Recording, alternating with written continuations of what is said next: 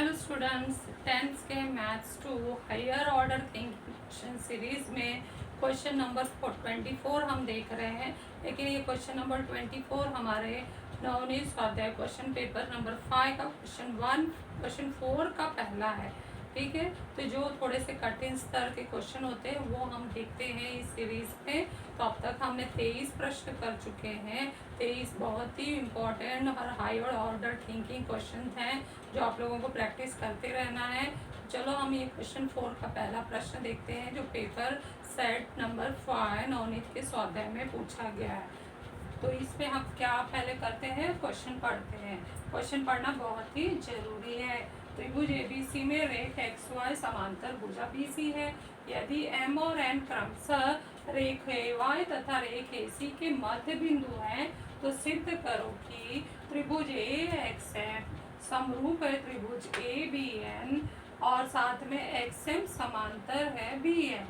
ठीक है, तो इसमें खासियत हमें क्या क्या दिया है जिसको हमें उपयोग करना है और हमको लिखते ही ज़्यादा नंबर मिल सकता है। एक्स वाई समांतर बी सी, एक्स वाई समांतर बी सी किस त्रिभुज में ले सकते हैं, त्रिभुज ए बी सी में। त्रिभुज ए बी सी में लेने से हम समानुपात का मूलभूत प्रमेय लगा सकते हैं। और साथ में हमें एम और एन क्रमशः मध्य बिंदु दिया है। एम जो है ए वाई का है और एन ए सी का मध्य बिंदु, तो इसका हमें समीकरण बनाकर लेना है। और उसके बाद हम शुरू करेंगे इस जो हमने अनुपात समानुपात का मूलभूत प्रमेय लिखा है उसको हमें सेट करने के लिए मध्य बिंदु का समीकरण डालेंगे और कोशिश करेंगे कि एक नया अनुपात इन दोनों त्रिभुज में आए। कौन सा त्रिभुज है, त्रिभुज ए एक्स एम तथा त्रिभुज ए बी एम को हम समरूप करेंगे कि दो अनुपात यदि समानुपात हो जाए तो बीच में जो ये कोण है ये बीच में आ रहा है, सामान्य कोण है दोनों त्रिभुज में, त्रिभुज ए एक्स एम में और त्रिभुज ए बी एन में सामान्य कोण है और दो अनुपात समानुपात हो जाए तो ये भू कसौटी से समरूप हो सकते हैं। और जब दो त्रिभुज समरूप तो उनके संगत कोण सर्वांगसम हो जाएंगे। तो हमारे ये कोण एक्स एम सर्वांगसम कोण ए बी एन, लेकिन ये तो संगत कोण है, इस रेख पर बने हुए संगत कोण है तो संगत कोण सर्वांगसम, तो संगत कोण कसौटी से ये दो रेखाएं समांतर। इस तरह से मौखिक हमने ये सवाल समझा दिया है। आप लोगों को भी ये सवाल मौखिक समझना चाहिए और जब मौका आए तब लिखना चाहिए। जब बोर्ड एग्जाम आएगा तो आप अच्छे से लिख सकते हैं, क्योंकि बड़े बड़े सवालों को लिखकर हम ज़्यादा प्रैक्टिस करने का समय नहीं रहता है मैथ्स 2 में, इसलिए इन बड़े बड़े सवालों को हम सिर्फ ओरली समझेंगे कि हमें ये स्टेप करने हैं। तो आप लोगों को स्टेप समझ में आ गया होगा। सबसे पहले समानुपात मूलभूत प्रमेय लगा सकते हैं, उसके साथ साथ मध्य बिंदु का समीकरण बना सकते हैं। मध्य बिंदु का समीकरण बनाने के बाद त्रिभुज को समरूप करना है। तो सबसे पहले हम क्या लिखते हैं, मध्य बिंदु वाला लिखते हैं जो जानकारी दिया गया है पहले पॉइंट पर। एम बराबर है एम वाई और हम बराबर लिख सकते हैं आधा ए वाई। कारण लिखेंगे बिंदु एम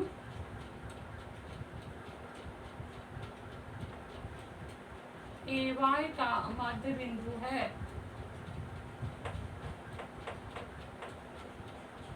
सेकंड, एक और मध्य बिंदु का समीकरण है जिसमें हम लिखेंगे ए एन बराबर एन सी बराबर हमारा एक इसका मध्य बिंदु है ए सी का, तो आधा ए सी। इसका कारण लिखेंगे बिंदु एन ए सी का मध्य बिंदु है। ये सब दत्त से लिख लिया। इस समीकरण बनाने पर आधा नंबर मिलेगा। उसके बाद हम चलते हैं समानुपात का मूलभूत प्रमेय लगाते हैं। त्रिभुज ए बी सी में एक्स वाई समांतर है बी सी, इसका कारण आएगा दत्त, इसलिए अनुपात कौन सा आएगा, ए एक्स बटे एक्स बी। ए एक्स बटे एक्स बी बराबर है ए वाई बटे वाई सी। कारण होगा समानुपात के मूलभूत प्रमेय से, समानुपात के मूलभूत प्रमेय से। प्रमेय का पूरा नाम लिखना है, इस पे मार्क्स मिलते हैं। अब आगे बढ़ने के लिए हम क्या करेंगे, हमारा जो अनुपात है उसका ए एक्स भुजा दिख रहा है लेकिन ए एक्स के साथ ए बी नहीं दिख रहा है, तो ए एक्स के साथ ए बी लाने के लिए हमें ए एक्स में एक्स बी जोड़ना होगा। तो हम देख रहे हैं ए एक्स में एक्स बी जोड़ देंगे तो ये भी आ सकता है, लेकिन एगा अनुपात लगाते हैं तो हर जो है ना वही रह जाता है, तो मुझे ये नहीं चाहिए, मुझे ऊपर वाला चाहिए। तो हम पहले क्या करते हैं, विपर्यस्ता अनुपात लगा देते हैं, एस बी बटे ए एक्स बराबर वाई सी बटे ए वाई। तो ये हो गया विपर्यस्ता अनुपात।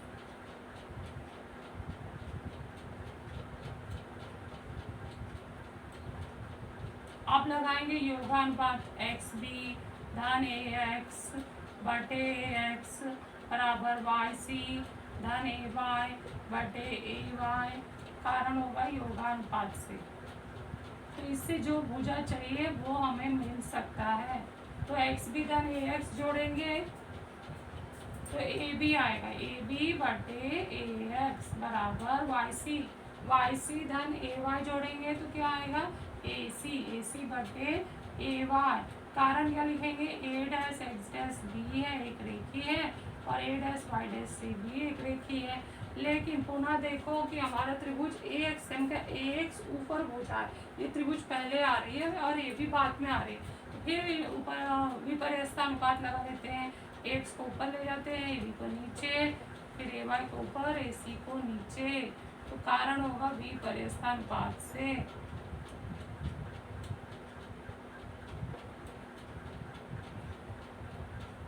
अब ए एक्स बटे ए बी जो आ गया है ना, वो जो त्रिभुज में दिया गया वो आ चुका है अनुपात, लेकिन दूसरा जो अनुपात बनेगा उसमें एम और एन आना चाहिए।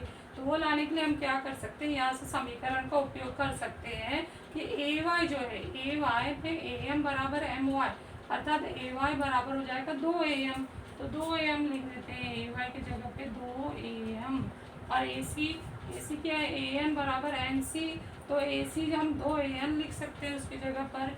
ये कहाँ से हम लिख रहे हैं, कारण दे सकते हैं 1 और 2 से, हमने उसमें मध्य बिंदु का डाला है। फिर ये 2 कट जाएगा, हमारा नया अनुपात आ जाएगा, ए एक्स बटे ए बी बराबर है ए एम बटे ए एन 7 से। देखा हमारा ए एक्स बटे ए बी, और दूसरा अनुपात क्या है, ए एम बटे ए एन। जो त्रिभुज में चाहिए वो परफेक्ट आ चुका है सही संगति के अनुसार। तो अब हम क्या करेंगे, 2 त्रिभुजों को समरूप करने के लिए त्रिभुज लिखेंगे जो ए में भी दिया है, त्रिभुज ए एक्स एम, नंबर डाल देते हैं, 9वां नंबर चल रहा है, ए एक्स एम तथा त्रिभुज ए बी एन में पहले क्या आएगा हमारा, 2 भुजाएं हम ले सकते हैं, ए एक्स बटे ए बी बराबर है ए एम बटे ए एन, कारण होगा इसका 8 से, और साथ में इसमें सामान्य कोण में बताई थी, तो कोण हम लिखेंगे कोण एक्स से एम, सर्वांशम है कोण पी ए एन, सामान्य कोण।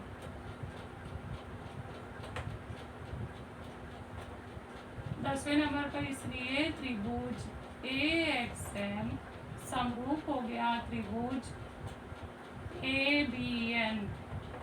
कसौटी का नाम होगा भू कसौटी।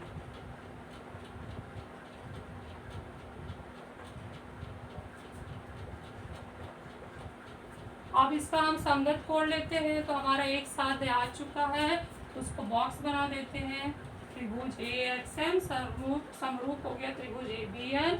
इस कसौटी से 2 समानुपात भुजा का है और एक बीच में कोण है, तो भू कसौटी से ये सिद्ध हो गया। उसके बाद अगला साध्य लाने के लिए इसी में हमें संगत कोण लेना है। तो कोण ए एक्स एम ये मैं बताई थी आप लोगों को, इस तरह से कोण ए एक्स एम जो है सर्वांशम हो जाएगा कोण ए बी एन के, इसलिए कोण ए एक्स एम सर्वांशम है कोण ए बी एन, कारण होगा समरूप त्रिभुज के संगत कोण। अब इससे क्या फायदा होगा, ये कैसे है, इस रेखा पर बने हुए संगत कोणों की जोड़ियां हैं। तो हमें लिखेंगे यहाँ पर 12वें पर, परंतु यह संगत कोणों की जोड़ियां हैं जो कि सर्वांगसम हो गई हैं। तो जब सर्वांगसम हो जाती हैं संगत कोणों की जोड़ियां, तब क्या होता है, जो रेख है जिस पर ये कोण बने हैं वो समांतर हो जाते हैं, इसलिए रेख एक्सएम समांतर है। रेख एक्सएम पर बना है और तिर्यक रेखा हमारा क्या है, ए बी है। दूसरा रेख क्या है, बी एन है।